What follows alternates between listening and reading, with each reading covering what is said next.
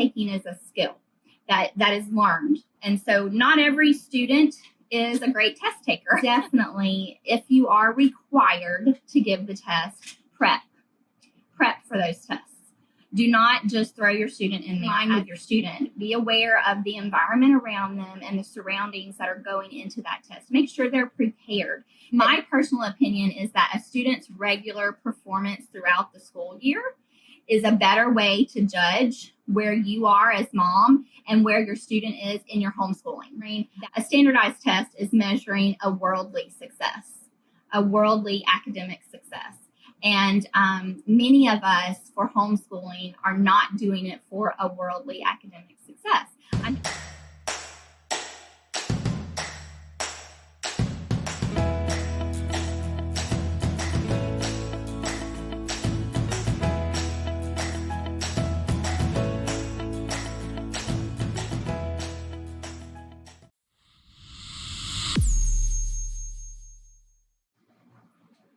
Hello, everyone. Moms of Master Books. I'm Rachel. I'm a fellow homeschool mom with you all. I'm also I work on staff with Master Books in customer service area, but I've been using the curriculum personally for 6 years. We're in our 6th year now. But I want to talk to you a little bit about standardized testing. I'm a former high school teacher. I taught high school English for 15 years. So in the classroom, I have personally administered many years worth of standardized testing. And then when I began homeschooling 8 years ago, many standardized testing companies require you to have a proctor or someone certified to do your testing. So I'm able to do that. And so I have given many standardized tests to other homeschooling students as well, besides my own homeschool students. So I want to talk to you a little bit about my own experience with standardized testing, my own recommendations with standardized testing. First of all, I would say I have written some notes to myself just so I can keep on track and make sure I share with you all the things that I want to talk to you about. But test only if you are required to do testing. I wouldn't say test for every homeschool family. I personally would not recommend it. I have recently moved from a state that did not require any testing to now I'm in a state that doesn't require testing, but it requires an assessment of my children at the end of the year. When I want to give my notice of intent for the next year to the school system, I have to show an assessment of my children. And so one of those recommended things for assessment is to do a standardized test for them. And so I'm now in a state where you could say standardized testing is required or recommended. But if you're not in one of those states, I would not recommend it. I'm saying hello to everybody that's jumping on. I would not recommend it. Testing is a skill that is learned. And so as we are homeschooling families, especially when we're using Master Books curriculum, which is more Charlotte Mason inspired, testing is not a prominent part of our curriculum. When you're in a standard classroom, a traditional classroom, testing is a regular thing. It's, weekly quizzes, weekly tests, every unit, every chapter. So the students are getting regular testing in a classroom. Whereas when we're homeschooling, that's not our goal. That's not, especially with Charlotte Mason's style, that's not what's driving us and what's helping us to assess our children. So keep that in mind, that test taking is a skill that is learned. And so not every student is a great test taker, as you know. And there's many things that'll play into the test taking as far as just anxiety that can hit in, just understanding with how things are worded, just the discipline and ability to just sit there. I wouldn't necessarily say discipline because it's not a bad thing to not be able to do this, but just the sitting there for these long lengths of time that standardized testing takes. That's not something that we implement in our homeschool lives. And so I want you to keep that in mind. I definitely would not recommend testing in the younger years. Even in our traditional school system with my own children and in the school that I taught them, for the most part, we did not do any type of standardized testing that was below third grade. Third grade, some testing. Fourth grade was when most of the schools across the board would begin testing, but not a lot before that. I'll tell you with my own personal experience of proctoring tests with homeschooling families. The first 2 years that I did it, I did do this for younger students. And then after that, I would no longer test anyone that was below fourth grade myself. I did not. It was a frustrating thing for the student, and it was a frustrating thing for the parent. It was discouraging for the student. They were not able to handle the sitting there for hours on end of taking those tests. It was just frustrations ran high, as we like to call them here. Friction points ran high at that point. So I personally would not do it for anyone younger than a fourth grade student. That's me personally. I found that when I was proctoring, and I was a cover school administrator. So when they were a part of our cover school, I would get those test results back to me as the cover school administrator. Those test results for that younger grouping were never a proper assessment of where they were in their abilities for the school year. It was not showing on paper what I knew of that student to be. And so it just wasn't a good situation. So I do not recommend. There's a large jump in the testing. I mean, you can't have a student sitting there for 80 questions on one test. That's a lot to cover for those younger students. I would not recommend it for a younger student at all. If you do have to test, and you are just one of those that you want the test for yourself, you want the test to give yourself your own assessment as mom and where you are. And I know as a homeschool mom, we question ourselves, we question what we're doing, we question our abilities, and we compare. We try not to, but Satan likes to get us in on that. He likes for us to compare ourselves to what everyone else is doing. So then we get discouraged in our own homeschool journey. So I understand that. I know we do it. I'm just as guilty as everyone else is, and I have to remind myself that is not what I should be doing, but I still struggle with it like everyone else does. And so some people like to give the test just to know for yourself where you are with your student and how you're performing as a parent and what you're doing. And so I understand that, but definitely if you are required to give the test, prep for those tests. Do not just throw your student in there. As a teacher, we would take 1 to 2 weeks prior to a test that we were just prepping for tests. If we did practice tests, we would go over concepts that we have learned through the year. It was just all other curriculum was out the door. All other lesson plans, everything stopped and was on pause for a good 1 to 2 weeks to just prepare for standardized testing. I started thinking about that as well when I have 2 graduates now, 2 Master Books graduates. And so with them and taking the ACT, we did an ACT prep course. And many moms will ask us about ACT. Do you have ACT prep course or SAT prep course? And we do have those prep courses. And then I hired a tutor. And my children did tutoring for ACT for their college entrance exams. And the preparation for college entrance exams was geared specifically on test-taking skills more than it was on the content of what was being covered.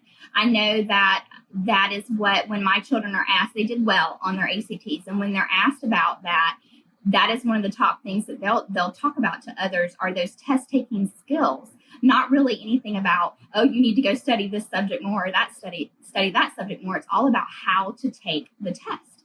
And so I started thinking about that with standardized testing. And I have done some standardized testing with my children before when we were in the other state that did not require it. I did it about every other year. I would test my own children. One of the tests that I did with my youngest, I was discouraged after that test. And I had to remind myself of the test prep that I did as a teacher in the classroom and the test prep that we do for college entrance exams. So keep that in mind and do test prep, do the practice tests. They're offered to you, especially if you're doing the If you're doing an online test, they'll offer you several practice tests that way. If you're doing a paper test, you can order practice tests as well. You, as the parent, could look through the test yourself previously and give some practice problems and some practice testing beforehand on separate paper. So keep that in mind. Test taking skills are needed. Test prep is needed. A lot of that goes into testing in the schools. So don't just throw your student in there and expect them to do well when they're not previously used to sitting in that testing environment, and when they aren't used to taking a lot of test period even in their curriculum. And then also they're definitely not taking that long length of a test at one time. And so with that in mind, I recommend if you are taking standardized testing, break it up. Don't try it in one day or even 2 days. Break it up throughout the week. First thing in the morning is great because, as you know, our brains are a little more fresh. If your child is not used to getting up and starting school at 8 o'clock, don't pick that day to be the day that you do it, though.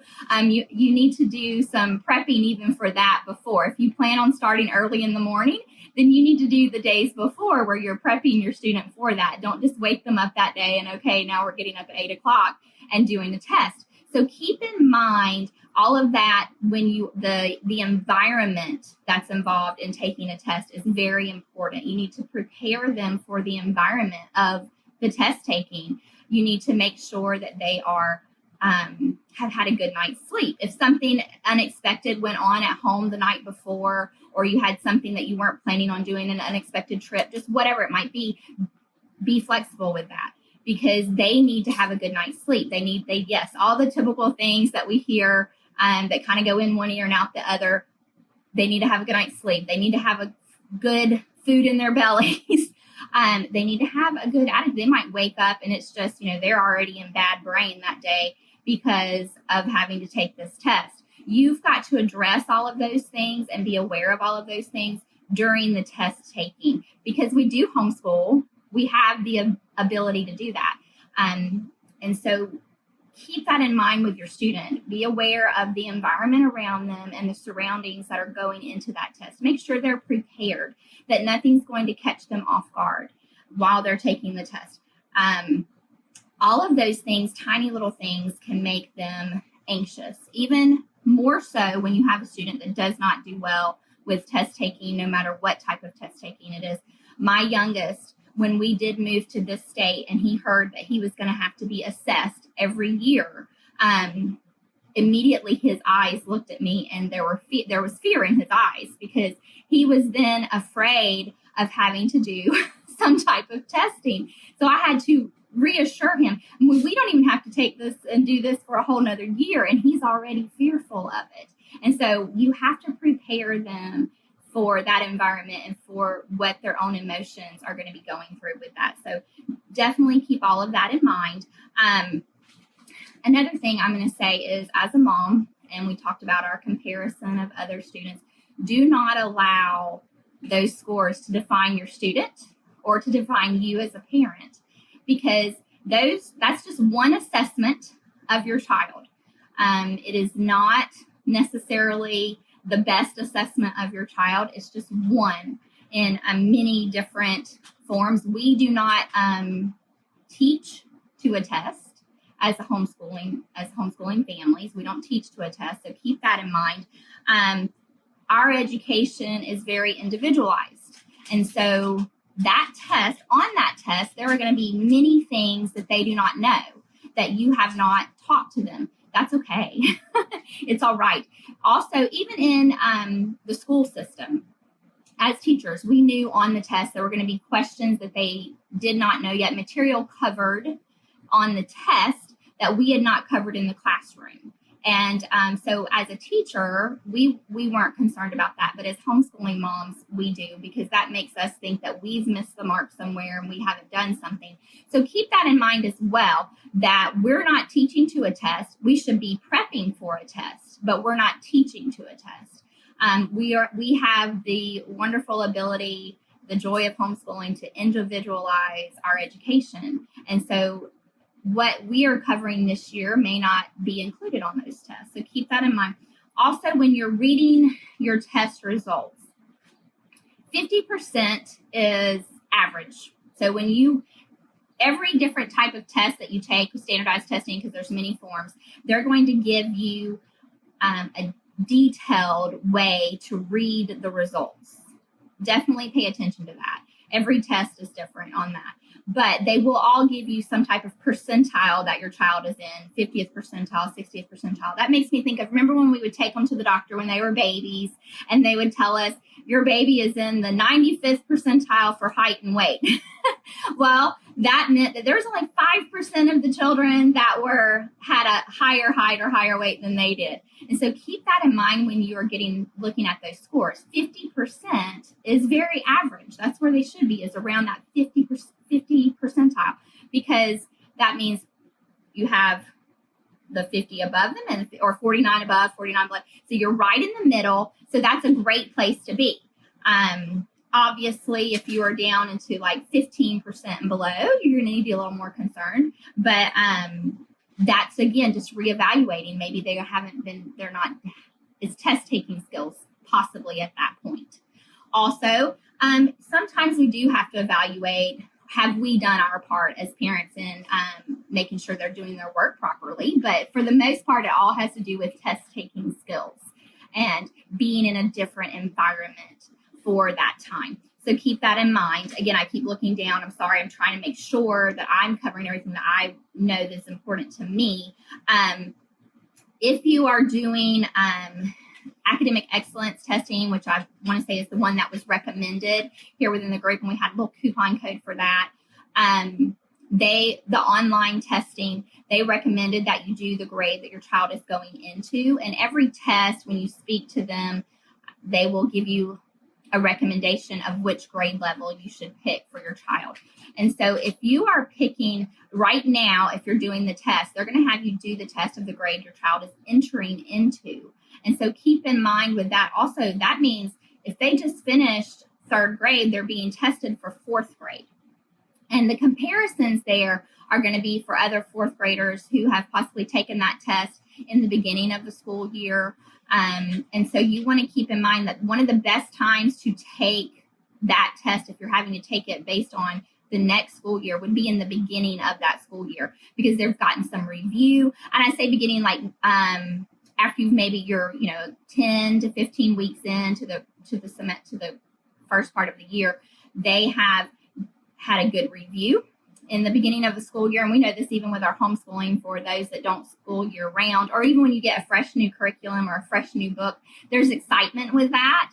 It's a fresh start for the teacher. It's a fresh start for the student.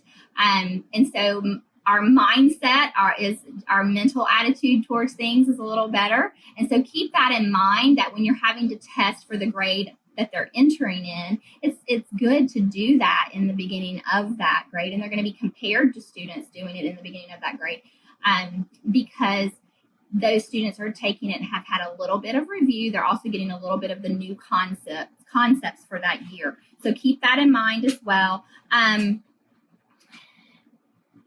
My personal opinion is that a student's regular performance throughout the school year is a better way to judge where you are as mom and where your student is in your homeschooling. That is a better way to judge where you are. Again, as we've already talked about, some students are just not good test takers. So you can't take one test and determine where your child is or where your homeschool is, and question everything that you're doing based on one assessment. Bring into play everything else for the year, all the accomplishments for the year, their daily work for the year. Tests can't measure your child's creativity. Tests can't measure a child that's good with hands-on. I have all this science stuff back here. I have a child who's very science and history minded, can blurt out all type of things. He wants to get his hands on the experiments, and he wants to go to the museums and study everything. And after we've read through orally through many things, he can come back to me and tell me all kinds of facts and all kinds of interesting information when he does a science hands-on experiment. He's learned so much more through that. But then if I were to put that in front of him on a test, he wouldn't be able to answer questions on that really like he can for me when he's explaining it to me orally or excited about it. So you just sometimes minds work differently. So keep that in mind throughout the year of what is your student talk to you about? What have they learned? What have they shared with you? What has been their growth through the year? With all of that, I'm thinking, a standardized test is measuring a worldly success, a worldly academic success. And many of us for homeschooling are not doing it for a worldly academic success. I know that I'm not. And so keep in mind of what it is that you personally want to see. What are you personally most interested in assessing from your child throughout their school year? It's not just academics. It's also their spiritual growth and their social growth and their ability to communicate with you. All of those things are important.